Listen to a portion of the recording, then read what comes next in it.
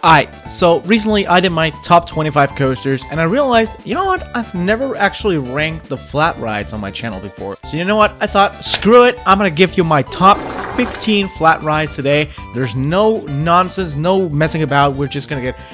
Okay, we're not just gonna get right into it because I want to mention real quick that first of all, I have motion sickness to a certain extent, which means that a lot of flat rides that you probably find really fucking good, I hate. For example, literally the worst flat ride I've ever ridden, in my personal opinion, is a Huss breakdance.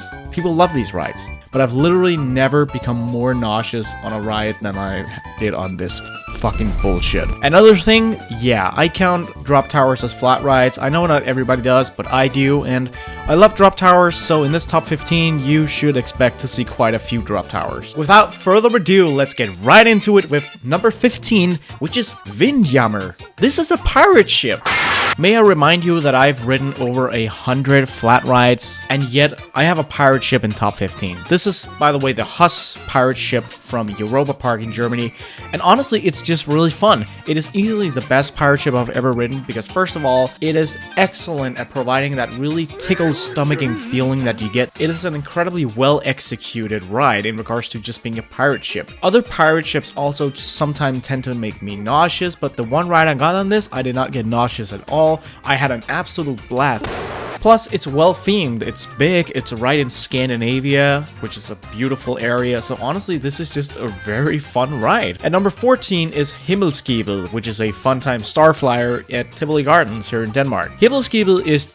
well, it's a Starflyer. What is there to say? It's about 80 meters tall, and it just does exactly what it's supposed to do. It's a wave swinger, really high in the air, giving you an amazing view over Copenhagen, which is just excellent. It's kind of scary, of course, if you don't like heights or if you just have a bit of issue with it like me, so for that I really enjoy it. I always have fun on it, and it's just a good flat ride. At number 13 we have Eclipse, which is the fun time Starflyer at Gröna in Sweden.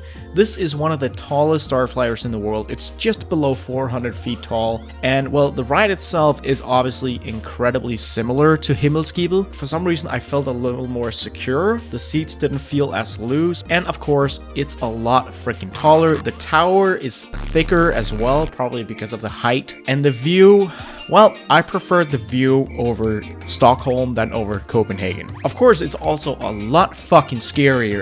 I mean, I am not good with heights, and if you watch my on-ride POV of this, you can hear that me and my buddy Villas Byrne are not exactly in the happiest of moods. But nonetheless, this is still an incredible experience. At number 12 is Aquila, a Zamperla air race at Tivoli Gardens. Aquila is an older, not entirely smooth air race, but it is a fun ride. What it does is basically just spin you around at different speeds, and every ride is slightly different as well, which is really great. It starts out with giving you a bit of sideways hang time until it then spins you around. You can get some nice speed, even a little bit of positive forces, and of course some laterals. Sometimes it will just stall at the top for like 6 seconds and you get amazing hang time. It is very much a ride made for hang time. It's good fun. It's nothing extreme or incredibly thrilling or mind-blowing. It's just very fun and kind of mind-boggling in a way. At number 11 is the Gyldne Tårn, aka the Golden Tower at Tivoli Gardens. This is their SNS Turbo Drop Tower, and I know what a lot of people are thinking right now. SNS drop towers fucking suck. And yeah, they're not incredibly forceful at all. It is probably the least forceful of the big drop towers I've done, but nonetheless, I love this ride. For the simple reason that it has a great snap when it drops. It's very snappy. So you get kind of a shock, which obviously boosts adrenaline, and the view is amazing. You get a different kind of sense for the view than you do on Himmelskibel, because here it stands still. It's at the top for exactly 10 seconds, so you really get to soak in the view and build up that anticipation for the drop. Sure, it's one of the worst of the big drop towers I've ridden, but it still manages to be great fun, and I just really have a weakness for these kind of rides. At number 10 is Sven Svingam. This is a Zamperla giant discovery at BonBon-Land. A lot of people will probably have this way higher on their list, and sure, it is a great an incredibly intense ride, but I also just have some issues with it. To get the negatives out of the way first, it's not the most comfortable of rides. I'm not a big fan of how the restraints are. It takes way too long to actually get up into its height. Its build up is way too long, where it just spins low to the ground, and that can also help in getting me a little nauseous. Super intense. Which, you know, pulls it down. But once you actually get into the big portions of the ride, it becomes awesome. It's very forceful, it's very floaty as well. Svenssvingom is just a really great and super intense ride, but I just have some comfort problems with it that really pull it down. At number 9 is Apocalypseberg Sky Battle. This is a technical park aerobat in Legoland Billund. This ride is very similar to your typical Gerstlauer sky rollers and skyflies. It's kind of a mix of those two, but I just think this ride is so much better executed. The angle that you spin at, it's almost vertical like an Enterprise. That just creates for some very funky ways you can actually spin. Plus, the spinning is so much easier than on a sky roller. I always have problems spinning upside down on sky rollers. It is a struggle for me. But on this one, it's so easy. Several times I can just stick upside down, I can spin. And because of the angle that the wheel itself spins at, you can get some really weird and fun spins of your own and weird directions that you can go in. And it's just a super fun experience. I love this ride. At number 8 is Tårngyset, which is the SNS double shot tower at Bakken. This is another example of a drop tower that is not exactly strong in its forces, but it's just a ton of fun. It's a double shot, meaning that it launches up into the air, and at the top of the tower, you get a great ejector pop. It pops up once more, gives you another pop of slightly weaker ejector, and then after that there are 2 moments of nice solid floater airtime. It's a short but sweet ride experience. Sure, it doesn't get very tall, it gets you the views, but if you just like drop towers and like quick pops of airtime, something that just gets a nice quick laugh out of you, this is a really good ride to go on. At number 7 is Katapulten. This is the SNS combo tower at Gröna in Stockholm, Sweden. Now, Katapulten is a mix of a turbo drop and a double shot. It starts out like Tårngyset with shooting up and then giving you a nice airtime pop at the top. And also, the launch is definitely better. The launch is forceful and it's hard to tell when it actually will launch. It comes as quite a shock. And then after you have had this launching experience, it will then pull up to the top like a regular drop tower and then drop you down. And it is the most forceful drop I've tried on an SNS drop tower. It's not on par with Intamin drop towers and such, but it's just really fun and gives some good airtime and force all the way down. This is a solid drop tower and it really brings the best from both worlds of kinds of drop towers. I don't know if that sentence makes sense. At number 6 is Tion. This is the Intamin gyro swing at Djurs Sommerland, and this is exactly what the Semperle Giant Discovery should be.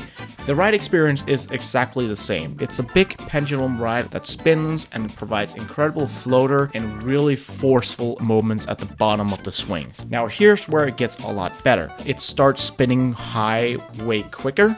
So you actually get into the highs of the ride much faster. There's not a bunch of nonsense and just waiting for it to get intense. It gets intense very fast. Aside from that, there's also comfort. Tion is incredibly comfortable and it has lap bars. This kind of ride with good lap bars and being able to move back and forth with your torso is just awesome. It really improves the ride itself. I love this ride. It's not my favorite kind of ride, but it is absolutely amazing and I would low-key call this a perfect flat ride. At number 5 is Kobratårnet, which is a Fabri Mega Drop? I think it's a Mega Drop. I've had a bit of trouble actually finding the exact model of this. It's at BonBon-Land, and I think this is low-key the most forceful drop tower I've been on. It's not very high, but it still gives a very nice view over the fields around the park. And the drop itself is both really snappy and very forceful. It is forceful to the point where I can't speak and use my voice until I am down at the bottom. I literally cannot scream because of how much airtime I'm getting. It is very powerful. I've talked a lot about drop towers now, so I think we should just move on to the next spot, which is of course Fritt and Fritt Tilt, which is an Intamin multi-drop 4 at Gröna. So this is a mix of 2 different kinds of drop towers. You can sit down like a normal drop tower, or you can go on the floorless with a tilt.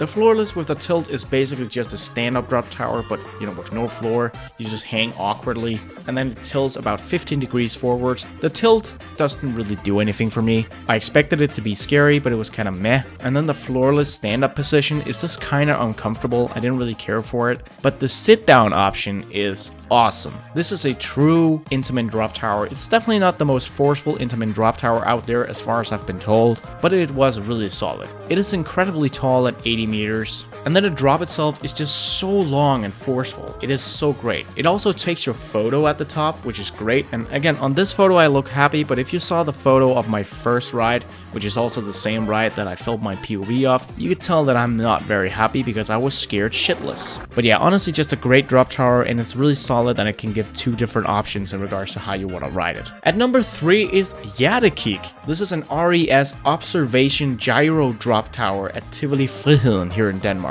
This is basically a mix between an observation tower and a drop tower, because there are two different rides you can get.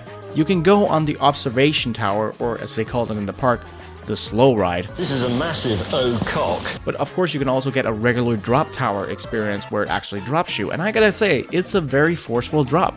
I'd say this is about as forceful as Friheden in Gröna, maybe a little less, maybe a little more, but around the same area. Plus, it's a gyro drop tower. The view is awesome, especially at night. It is so beautiful. And it also has lap bars. This is the first large drop tower I've done that has lap bars, which is just awesome. It is incredibly fun, and there was just something about it that just felt right. It's kind of like with Tion, it was just incredibly comfortable while also being very intense. So great job to RES.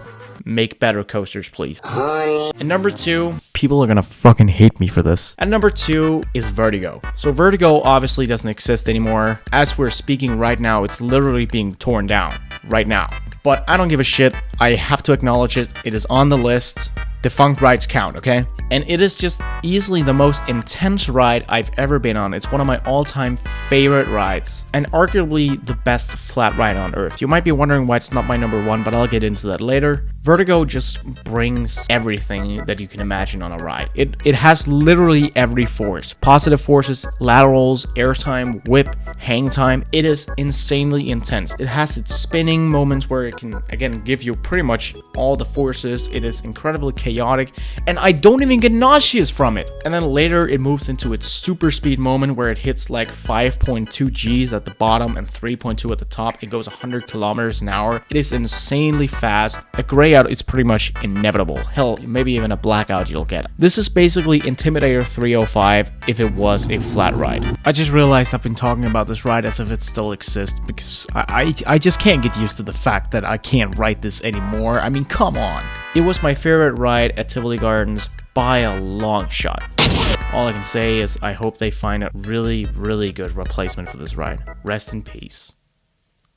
And number 1 is Icarus, which is an Intamin Skyjump 16 at Gröna. At first, I was very skeptical with taking this above Vertigo, but I thought about it like this. I would rather ride Icarus than Friheden at Djurs Sommerland, but I would rather ride Friheden than Vertigo.